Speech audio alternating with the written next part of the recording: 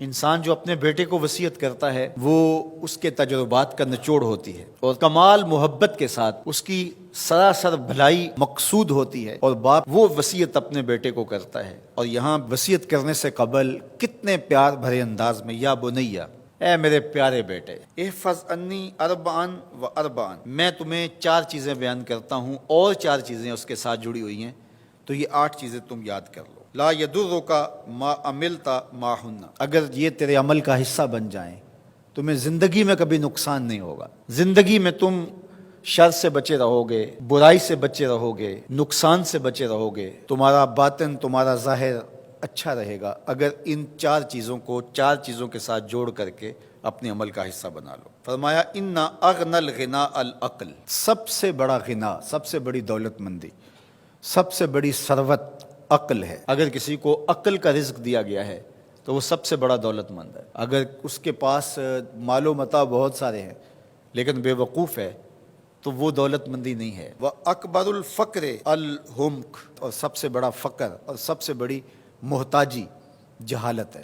سب سے بڑی دولت مندی عقل ہے، اور سب سے بڑی غربت، سب سے بڑی غریبی اور سب سے بڑا فقر اور محتاجی بے وقوفی ہے۔ وَأَوْحَشَ الْوَحْشَةُ الْعُجْبُ، اور سب سے بڑی وحشت تنہائی عجب ہے، خود پسندی ہے، اپنے آپ کو دیکھنا کہ میں بہت کچھ ہوں۔ جو شخص اپنے آپ کو دیکھتا رہتا ہے اور وقت اپنے آپ کو ہی لوگوں کے سامنے پیش کرتا رہتا ہے بنا سنوار کے، وہ تنہا ہو جاتا ہے۔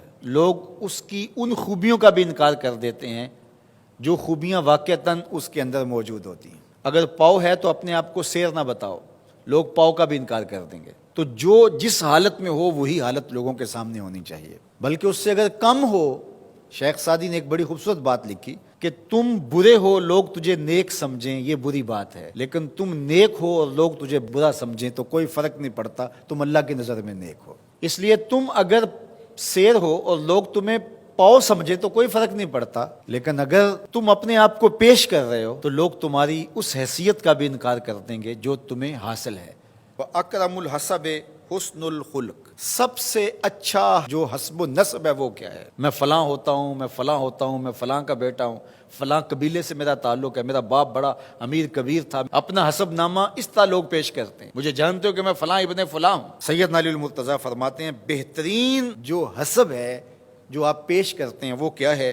حسن الخلق، تمہارے اخلاق کیسے ہیں، تمہارا خلق گواہی دے گا کہ تم اچھے خاندان کے چشم و چراغ۔ مشکانست کے خود ببوئت نہ کہ عطار بگوئت۔ فارسی کا ایک مقولہ ہے کہ خوشبو وہ ہوتی ہے جو خود بتائے کہ میں خوشبو ہوں۔ خوشبو بیچنے والا بتاتا پھر ذرا سونگھ کے دیکھیے یہ بڑی اچھی خوشبو ہے، ذرا سونگھیے، کہا یہ بتانے کی ضرورت نہیں۔ حضرت علی المرتضیٰ فرماتے ہیں تمہارے خلق کی خوشبو سے لوگ سمجھ جائیں گے یہ کون ہے، تمہارے اخلاق اتنے اچھے ہوں کہ لوگ پہچان جائیں تم کون ہے۔ تو بہترین حسب و نسب کیا ہے؟ اپنے بیٹے حضرت امام حسن رضی اللہ تعالیٰ عنہ کو بتا رہے ہیں۔ مجھے بتائیے امام حسن سے بہتر نسب اور حسب کس کا ہو سکتا ہے؟ رسول اللہ کی بیٹی کے بیٹے، امام الاولیاء کے فرزند ہیں، رسول اللہ کے نواسے ہیں، بنو ہاشم کے چشم و چراغ ہیں۔ تو انہیں یہ نہیں کہا کہ تم یہ بتاتے پھرنا، بلکہ کہا کہ تمہارا خلق گواہی دے کہ میں محمد کا نواسا ہوں، تمہارے اخلاق گواہی دے کہ میں نے فاطمہ کا دودھ پیا ہے، تمہارا کردار گواہی دے، تمہاری شجاعت گواہی دے کہ تم علی کے فرزند ارجمند ہو۔ اللہ اکبر۔ پھر حضرت علی المرتضیٰ رضی اللہ تعالیٰ عنہ ان چیزوں کو بیان کرنے کے بعد فرماتے ہیں یا بنیا، اے میرے بیٹے، ایاک والمصادقہ الاحمق، بے وقوف شخص کی دوستی سے ہمیشہ بچنا۔ فإنہ یرید ان ینفعک فیضرک، وہ دل سے چاہے کہ تمہیں نفع پہنچائے لیکن اپنی جہالت کی وجہ سے، اپنی بے وقوفی کی وجہ سے تمہیں نفع نہیں پہنچا سکے گا، تمہیں نقصان پہنچا دے گا۔ کہا جاتا ہے کہ بے وقوف دوست سے دانا دشمن اچھا ہے، تو وہ اسی قول کا مفہوم ہے۔ آپ نے اپنے بیٹے حسن کو یہ نصیحت کی، یہ نصیحت پلے باندھنے، اور کبھی بھی جاہل اور بے وقوف سے دوستی نہ رکھیں، اس سے رویہ اچھا رکھیں، سلوک اچھا کریں، اس کے لیے خیر کا ذریعہ بنیں آپ۔ یہ مطلب نہیں کہ بے وقوف کو آپ سلام بھی نہ کریں، لیکن دوستی اعتماد آپ اس پہ نہیں کر سکتے۔ وَإِيَّاكَ وَمُصَادِقَةَ الْبَخِيلِ، اور بخیل سے کبھی بھی دوستی نہ لگانا۔ فَإِنَّهُ يَبْعُدُ عَنْكَ أَحْوَجَ مَا تَكُونُ إِلَيْهِ، اس لیے کہ جب تجھے انتہائی ضرورت کا وقت آئے گا تو وہ تجھ سے دور ہٹ جائے گا، اور تو اس پہ توقع لگائے ہوئے ہوگا کہ میرا دوست ہے اور اوکھے ویلے میرے کام آئے گا، لیکن اوکھے ویلے وہ کام نہیں آئے گا۔ تو بخیل سے دوستی کا رب نہیں رکھنا۔ وَإِيَّاكَ وَمُصَادَقَةَ الْفَاجِرِ، بدکار شخص سے کبھی دوستی نہ رکھ، برے شخص سے کبھی دوستی کا رشتہ نہ جوڑنا۔ فَإِنَّهُ يَبِيعُكَ بِالطَّافَةِ، جو فاسق و فاجر ہے، برا شخص ہے، بدکار ہے، اس سے دوستی نہ رکھنا، اس لیے کہ وہ بہت تھوڑی قیمت میں تجھے بیچ دے گا۔ اور آخری بات، وَإِيَّاكَ وَمُصَادَقَةَ الْكَذَّابِ، جھوٹے آدمیوں سے کبھی دوست نہیں رکھنا۔ فَإِنَّهُ كَالسَّرَابِ يُقَرِّبُ عَلَيْكَ الْبَعِيدَ وَيُبْعِدُ عَلَيْكَ الْقَرِيبَ، وہ بعید کو تجھے قریب دکھائے گا، قریب کو تجھے بعید دکھائے گا۔ جو چیز قریب ہوتی ہے، جو سراب ہوتا ہے تو دور سے پانی دکھائی دیتا ہے، لیکن جب قریب جا کے دیکھتے ہیں تو سراب ہوتا ہے، پانی نہیں ہوتا۔